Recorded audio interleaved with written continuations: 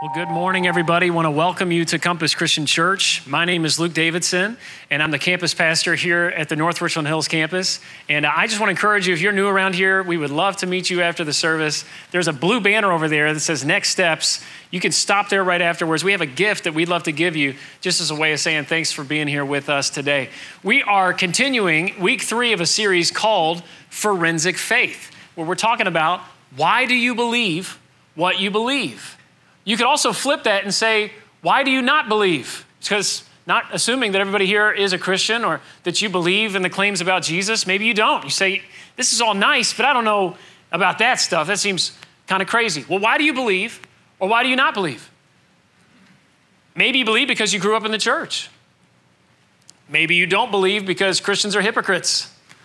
Maybe you believe because you like the church community.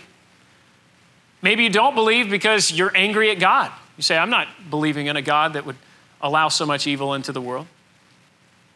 What if the reason why you believe or don't believe wasn't so much based on emotions and subjective reasons, but instead was based on, is it true or not?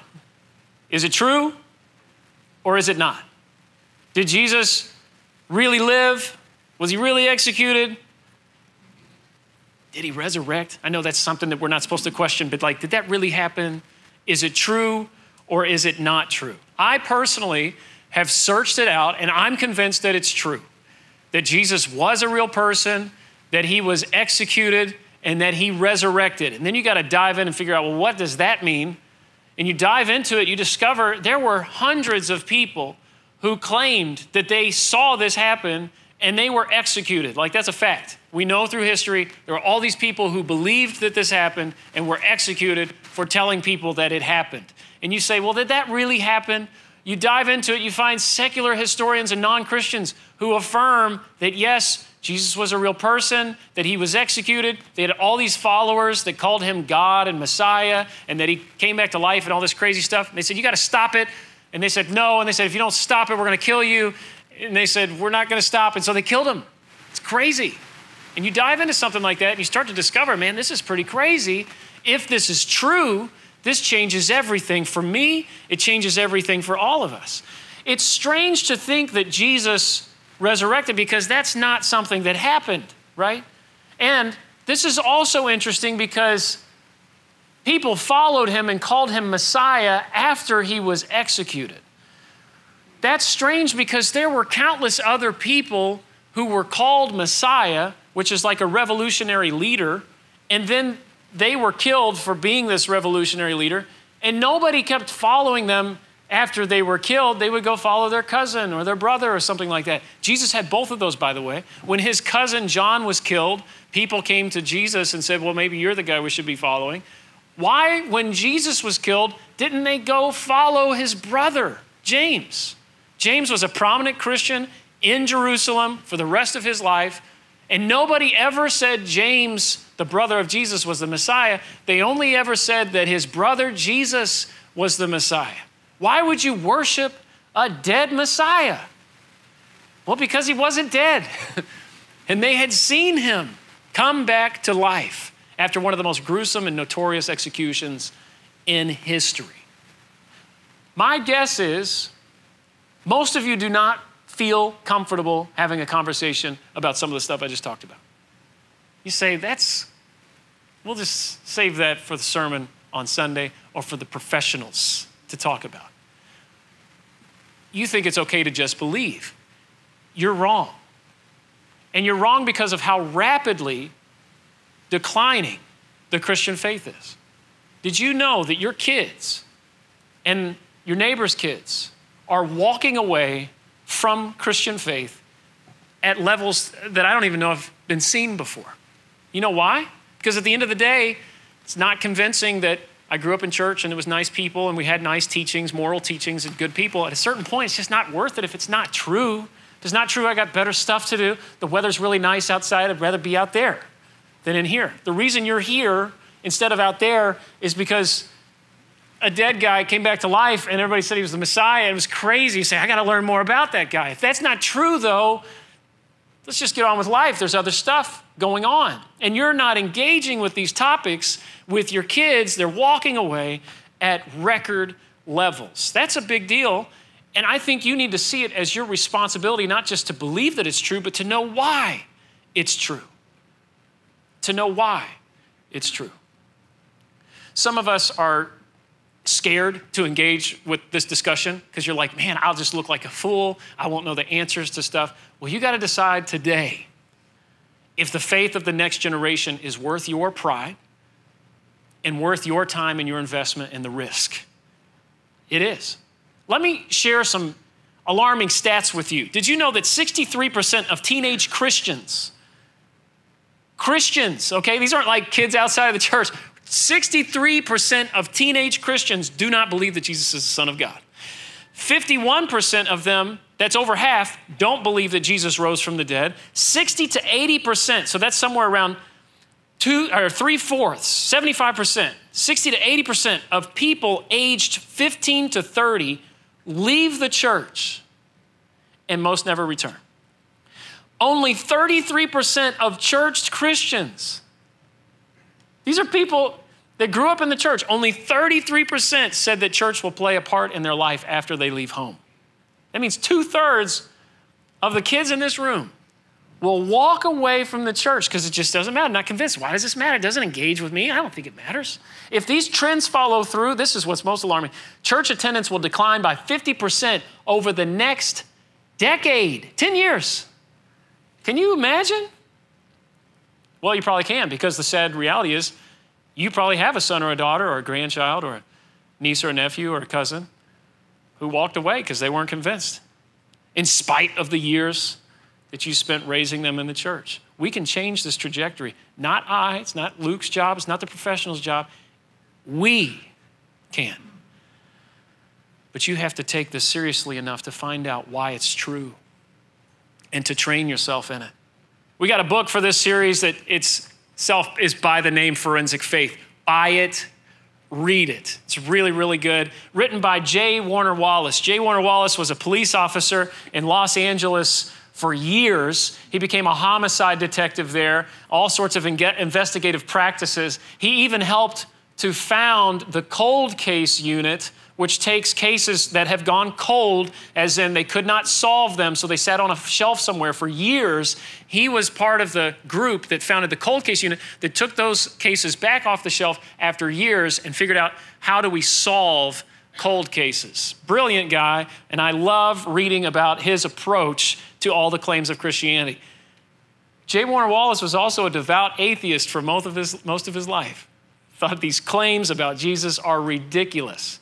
And he set out with his investigative practices to investigate the claims of Christianity, like a homicide detective would. And he ended up convincing himself it was true. It's incredible. And in his book, he says this. I just think it's kind of a sobering note for us to reflect on. If eternity hangs in the balance and our destiny rests on the central truth claims of the Christian worldview, what kind of people would we be if we let our friends and neighbors spend their eternal lives separated from God? That's a tough question.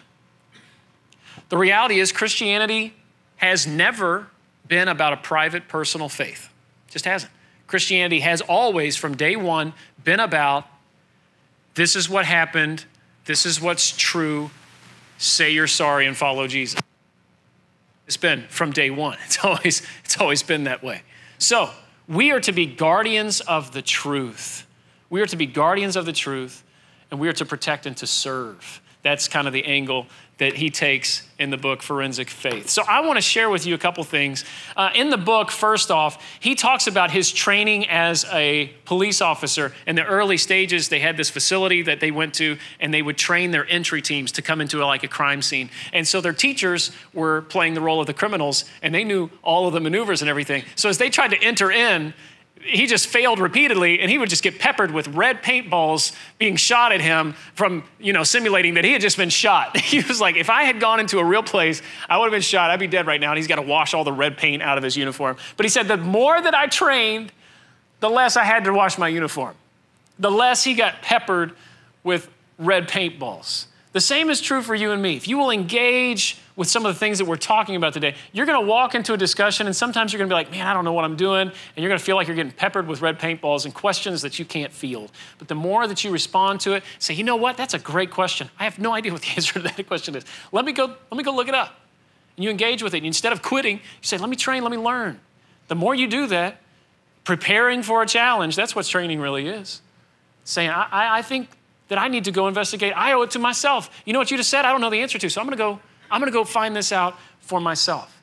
This is encouraged throughout the Bible. You're not encouraged to have a blind faith where you don't ask questions.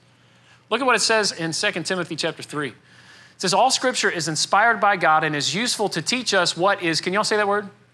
True. And to make us realize what is wrong with our lives.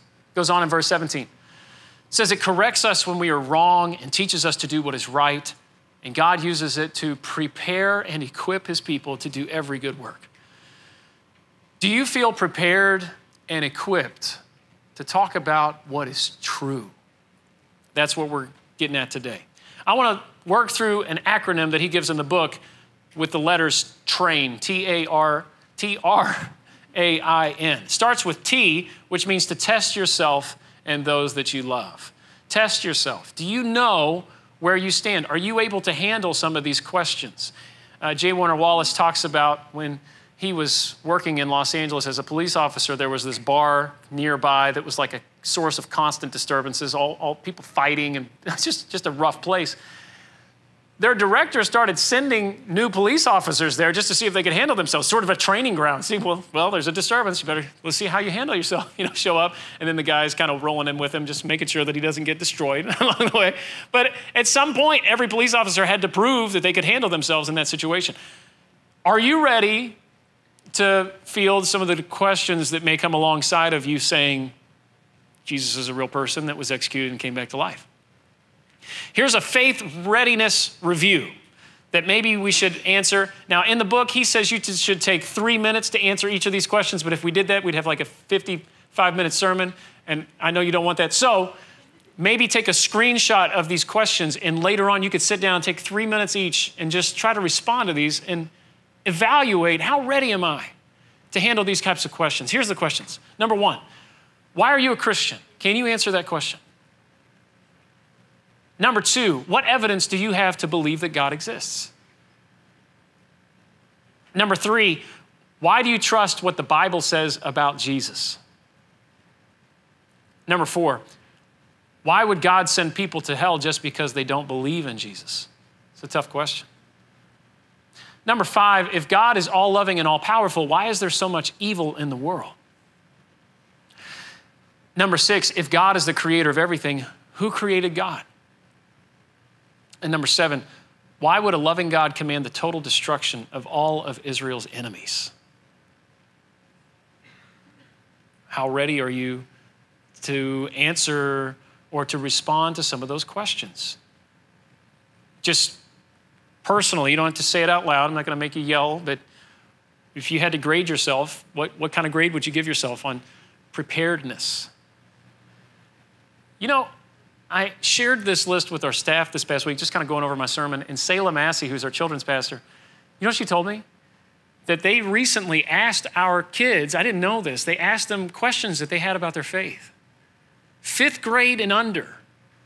And many of the very questions that they asked are on this screen. Your kids want to know the answers to these questions, or at least want to have a discussion about them. Maybe they don't feel comfortable to ask you these questions. It's time for us to train and to begin to prepare ourselves, which means it's time to raise the bar, which is the next letter in our acronym for today. Raise the bar. You are more capable of this information than you give yourself credit for, and so are your kids. You are. I hear so many people say, this just really isn't my thing. I just don't really understand it, I kind of just feel like that's a nice way of saying I'm lazy. And I don't really want to invest the time because it's going to have to take the place of something else, right? There's too much going on in our lives. Things are too busy. What I'm asking you to do, you're going to have to say no to something else. You're going to have to carve out some time and say, this is a priority. This is more important than the app on my phone that I've indulged in. This is more important than the series on Netflix that I'm still gonna watch 3 hours of Netflix a day, maybe not 4, okay? I'll take an hour to read something else. I'll take 10 minutes to read something else. You might have to say no to something in order to say yes to this, but you gotta raise the bar. And there is more information accessible to you today than ever before. So that kind of leads to the next one, which is to arm yourself for battle. I'm not asking you to walk into a discussion with no knowledge. Some of you are like, I feel totally unprepared. Well, it's time to get prepared. Read. There are books out there that are hard reads, but you owe it to yourself to pick one of them up, okay? Let me give you a list of some of my favorite, I made this list with my staff, so these were some books that we came up with. Probably the most important book that I read in this regard for me was Reasonable Faith by William Lane Craig. If you are interested in any of these books, just pull out your phone, take a picture of this list, and you can purchase them later on Amazon or whatever. But Reasonable Faith sounds like that doesn't go together. How could faith be reasonable? Well, he makes an incredible case. Really important book for me. I would highly recommend it. One that you'll see on like every list is The New Evidence That Demands a Verdict by Josh McDowell. Cold Case Christianity is another book that was written by the author that we're kind of looking at, J. Warner Wallace. Great book. The Resurrection of the Son of God. If you are really, really into this and you really want to dive in, I'm talking, this is a hard book, it's not easy, but this is the best book that I've read on did Jesus resurrect. It's incredible. I'm pretty sure you can't read it without walking away and saying, okay, all right, N.T. Wright, but it's a hard read, but I highly recommend that book. Jesus and the Eyewitnesses by Richard Bauckham, and The Case for Christ is probably the most popular book on this list. Go and get one of these books. The Case for Christ is a great one to start with, but start to engage with this discussion and start to see this as something that really matters and that you can actually prepare yourself for. Not only do you need to read, but if you say, Luke, I'm just really not a reader, I would challenge you in that, but okay, then listen. There's all sorts of stuff you can listen to from apologists, which when I say that, they're not apologizing, saying, I'm sorry that Jesus resurrected. That's not what they're doing.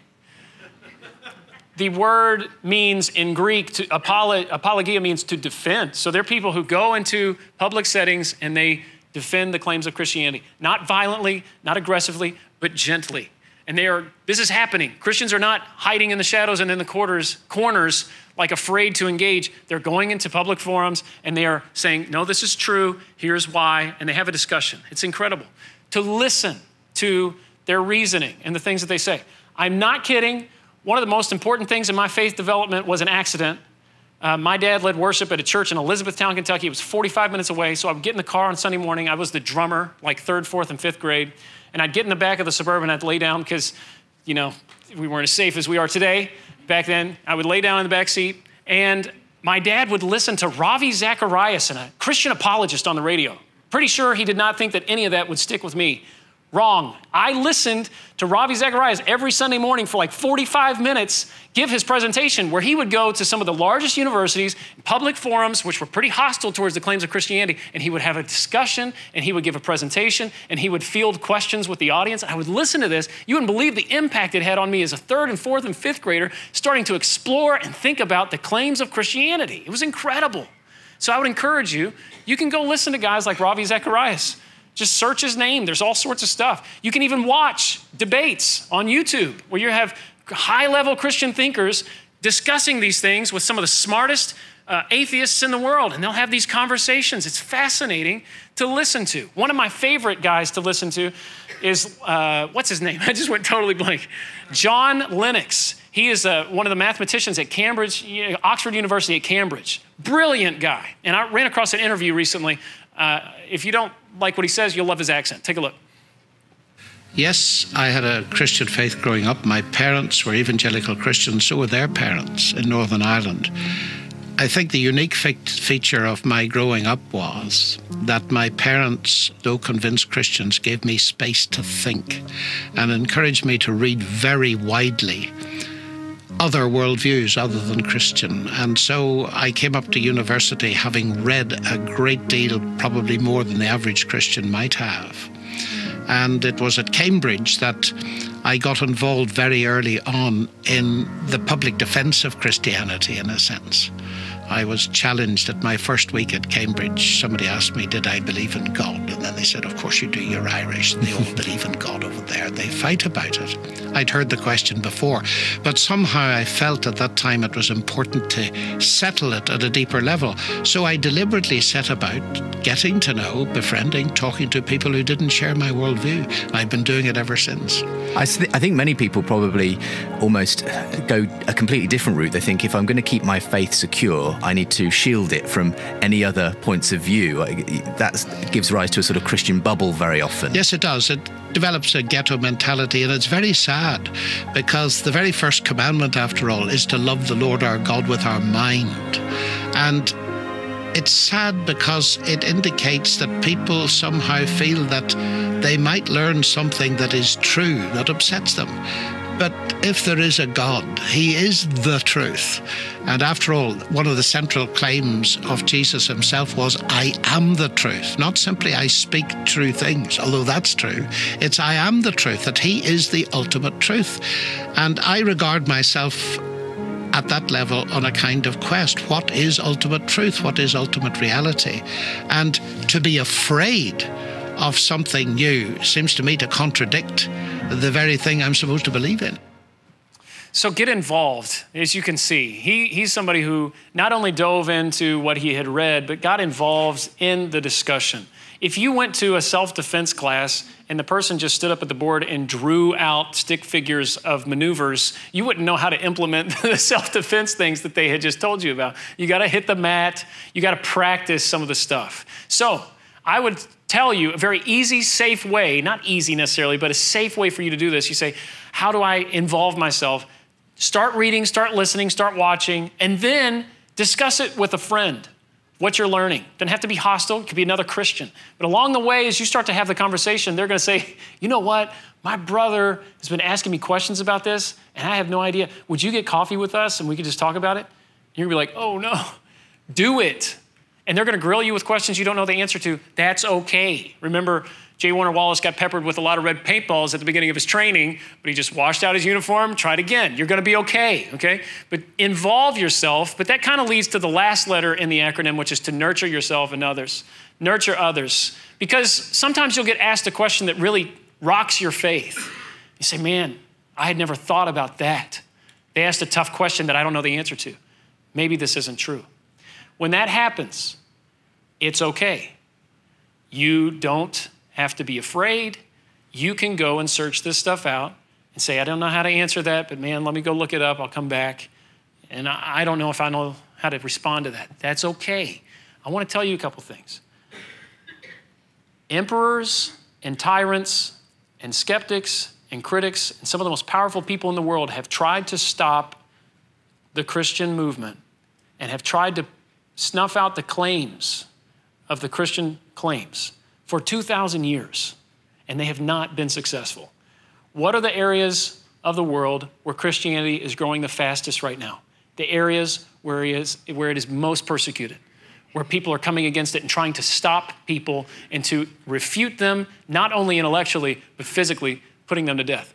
China, the Middle East, areas where sometimes it's illegal to be a Christian, it grows fastest there. You can't stop it, okay?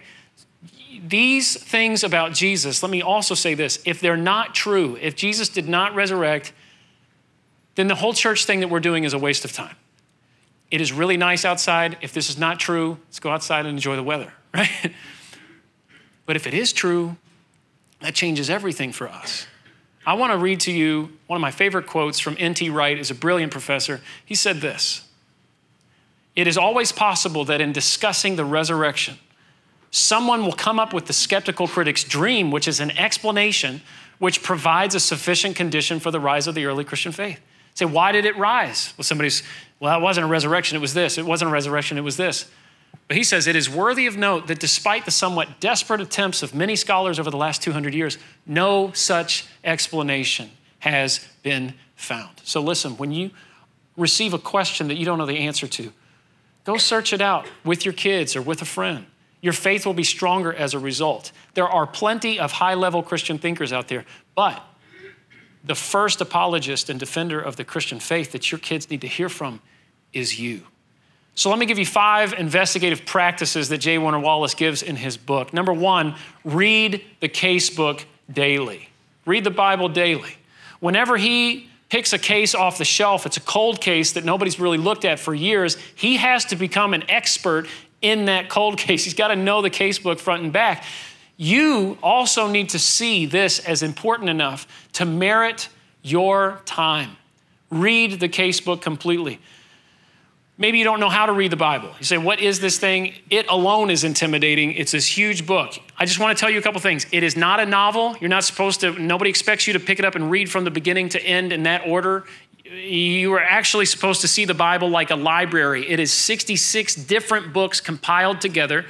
And so if you were to go to a library, you wouldn't start with author A and be like, well, eventually I'll get to author Z. No, you would just go to the section, pull the book off the shelf, and start reading it, okay? The Bible is split into 2 major sections, the Old Testament and the New Testament. The Old Testament tells about God choosing a nation of people and preparing through them to send his son, Jesus. The New Testament tells about Jesus' life and then how his followers responded to his life. So if you open up a Bible, there will be a table of contents near the beginning, and you could find the book that you want. I'm going to recommend Luke, because that's my name. Maybe it'll remember. But it's about the life of Jesus. I was named after the book of Luke. It's a great place to start, I think.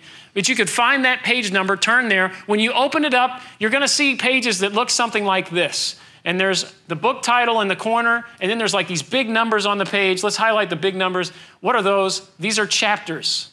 And they're like the big sections just to section off the different parts. Then there's like little bitty numbers. These are verses. They're all over the page. You say, what are these numbers? Why are they there? They were added later on. They are not original. These were added later on. And sometimes they're in weird places. You're like, the sentence doesn't even end. And so I've heard people joke that the monks were like on a horse trying to put the numbers on the thing. But anyways, these are sections. These are just reference points that you can look at so we can all get in the same place together at the same time, okay? So these are just options for you, and I would encourage you to read the casebook completely. Number 2, think about the evidence for God and for the Bible. Think about it. So often you think, well, when it comes to faith and my belief in Christ, I don't think, I just believe. No, I want to encourage you to think. Pay attention. Engage with it. Ask yourself tough questions. Journal about it. Talk with a friend about it. Think. J. Warner Wallace talks about in his cases, sometimes the simplest detail really heavily influences the entire case. And he gives examples of like, where was the victim attacked? Where was the victim not attacked? Oh, I thought that was interesting. I never thought about where they weren't attacked. What did the suspect say? What did the suspect fail to say? It's like, why didn't they mention this that all the other eyewitnesses mentioned? Are they trying to hide something? What did the suspect do? What did the suspect fail to do? As you read through the casebook of the eyewitnesses, whether you believe what they said is true or if they're lying, you owe it to yourself to read through. What did these people say about Jesus? Is it true? Is it not? Pay attention to the details and think about the evidence. Number 3, take notes and analyze the Bible. J. Warner Wallace says every case that he does, he makes a copy of the casebook because he wants to write in it and highlight and underline, colored pens, all sorts of stuff. Some of you are like, well, I can't do that with the Bible. Let me give you permission.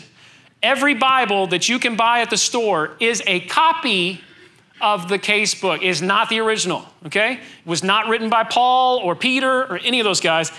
It is a copy. So you can write in it, you can underline it, you can circle it. In fact, I brought one of my copies of the casebook today. This is my note-taker's Bible. And you can see here, I love this because on one side it has the scripture, the other side is completely blank. How cool is that? And so there's some areas in here where I just went to town, like Matthew, Micah. Whoa, look at Micah. Wow, okay. I got really excited about Micah here, and I just made all sorts of notes, and I circled things. There's a star, there's an arrow. Okay, I just needed to do that. I give you permission to take notes, to circle in your Bible, all sorts of things. If you don't have a Bible, or if you have a note-taker's Bible, or you want a note-taker's Bible, they don't make this one anymore. I wish they did. I would get another one, but it's out of date. It's out of print. So I got some other ones that I really like, and if you will engage with this reading plan that's on your chair, I'm going to talk about more in a minute, I will give you one of these free. Now, I hope every one of you doesn't come up here because I'm going to run out and won't give it to the person who really needs it, okay? But if you really need it, I want to give it to you today, and I would like that to be sort of the prize for engaging with the reading plan I'm going to encourage you to do today. Now, if you have enough money and time and you know where to buy this Bible, then you should probably go do that. But if you don't, after the service today, come and get one of these from me. I would love to give it to you. And then you can begin to summarize and organize the biblical evidence. You can make a cumulative case that starts to stack out in a really beautiful way. What we know about cold cases is the reason they often went cold is because there was no single piece of evidence that really blew the case open. So instead, J. Warner Wallace will stack the evidence cumulatively, and the list really makes the case. He gives an example of a crime in the book. He talks about how there was a victim who was attacked, and as he combed through and circled and underlined his copy of the casebook, he started to stack up these different pieces of evidence. I thought that was really fascinating. He noticed that the victim's boyfriend fit the description of the killer's height and weight, which in and of itself doesn't prove that he killed her, but it was interesting. He noticed that the victim's boyfriend lied about his alibi in an interview with his detectives. He noticed that the boyfriend had an unexplained baseball bat in his closet with dings that he couldn't explain. He noticed that the victim's boyfriend had muddy blue jeans matching a pair described by a witness that had been spot cleaned for something other than dirt. There was no sign of forced entry into the victim's home. Who had the key? The boyfriend was one of only 3 people that had a key to the residence. The boyfriend admitted to prior violence and to being suicidal. The boyfriend owned boots like those seen by a witness that had a vertical leather strip on the side. The boyfriend had a car that matched the description. Who do you think committed the crime?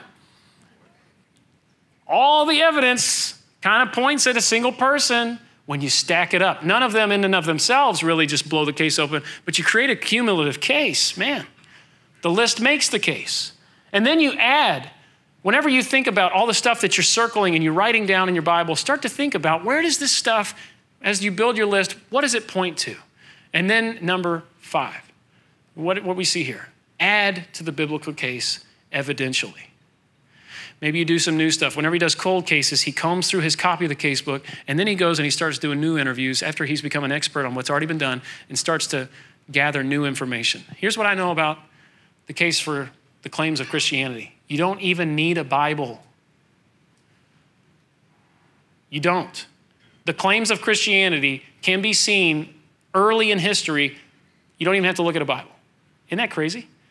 I just want you to realize for 20 some odd years, there was no New Testament for the early Christians. There were simply people going around saying, hey, Jesus resurrected, you killed the Son of God, say you're sorry, and follow him. That's what they did. And they talked about him resurrecting. Then they started to write letters. It was like another 30 to 40 years before the last book of the New Testament was written in like 90 AD. 60 years before we even have what we call the New Testament in its infant stages. You don't need a Bible to see the claims of Christianity immediately in history. So I just want to go over a list that J. Warner Wallace puts in his book, page 137. If you buy it, go look at it. It's fantastic. But look at this. These are secular, non-Christian sources that attest the claims of early Christians. Thales was a secular writer in the 1st century who tried to explain away the darkness and the earthquake at Jesus' execution. He said it was an eclipse of the sun. In doing that, he affirms that there was an earthquake and darkness at the execution of Jesus. Tacitus was a Roman senator who said that Jesus lived in Judea, he was crucified under Pontius Pilate, and that he had followers who were persecuted for their faith. Bar Serapion was a Syrian philosopher who says that Jesus was known as a wise king who was killed by the Jewish people. Phlegon also attests that there was darkness and an earthquake at Jesus' execution. He also records that Jesus' followers claimed early on that they had seen Jesus and that he had shown his wounds to them. So sometimes you'll hear people say, oh, those Christian things, they evolved hundreds of years later. The myth kind of came about, as the generations went by, fanciful stories began. No, these guys are saying immediately there were people saying, hey, I was there, he was killed, and then he came back to life, and I saw the wounds. They record it. Pliny the Younger was a lawyer and imperial magistrate under Emperor Trajan. He records that Christians met regularly and worshiped Jesus as God. Now, again, not something that morphed and evolved hundreds of years later. Suetonius was a Roman historian who recorded that Emperor Claudius had expelled Jews from Rome because of disturbances over Christ. The word about Jesus was already all the way at the center of the Roman Empire in the city of Rome. Celsus was a Greek philosopher who was not a Christian. He mocked early Christianity and yet inadvertently affirms that the Christians believed that Jesus was born of a virgin, possessed magical, miraculous powers, and claimed to be God. Again, not some myth that evolved over hundreds of years. It happened immediately. Josephus was a Jewish historian who was born 4 years after Jesus was executed. He records that Jesus lived in Palestine, was a wise and virtuous teacher, that he had many disciples, that he was executed by Pontius Pilate, and that he had followers that reported seeing him 3 days after his death, and that concluded he was the Messiah. And then the Jewish Talmud, it actually records that Jesus was executed the day before Passover, and that Jesus was a teacher who led many astray, in their opinion, and who practiced what they called magic. All of this combines to make a pretty convincing case that the claims of Christianity are pretty original. They didn't evolve over time. What caused this incredible explosion of belief and faith and crazy claims about a dead Messiah?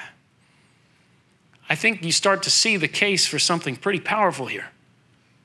And maybe it's time for you to take your faith seriously and start to investigate these stories and these claims. Next week, I'm going to give you a chance to respond to all of this, because some of you secretively have always sat on the fence and you're like, you know, I like the church, it's nice and everything, but I don't know if it's true. You're going to have to engage with that. It is not an option for you to sit on the fence. You either have to say this is true or it's not. Next week, I'm going to give you a chance to respond to that. But today, I want to encourage you to start to investigate. On your chair is a reading plan. Would you pick that up? And if you're watching on Facebook right now, if you will chat with one of our online hosts, they will get you a copy of this reading plan as well. This is a daily reading plan that will read you through 2 eyewitness accounts of the life of Jesus. I'm not asking you to believe them or not. I just want you to investigate what they say about this person, Jesus. And then the book of Acts, towards the end, actually gets you to a point to say, how did his followers respond to his life and his teachings? If you will join us in that and listen, if you will engage in this and commit to it, and you don't have a Bible and you say, man, I'd like to have one of those note-taker Bibles, come see me after the service. I will give you one if you engage with the reading plan. Maybe you're saying, Luke, I'm scared. I'm afraid I'll learn something because I doubt. The more that I learn about the claims of Christianity, the more I'm convinced it is true, which, as Hebrews 11:1 says, means that our faith is confidence in what we hope for and assurance about what we do not see. I want to thank you guys so much for being here today. If you want to engage with this reading plan and you want one of the note-taker Bibles, see me right over here. I'll be right here after the service. And if you're new here today, you don't have to believe in order to start belonging here. We are excited that you're here. We want to start the conversation. Before you leave, stop at the Next Steps area. Andrew, our worship pastor, is back there. We would love to meet you and give you a gift as our way of saying thanks for being here with us today. We'll see you next week as we close out Forensic Faith. Have a great day.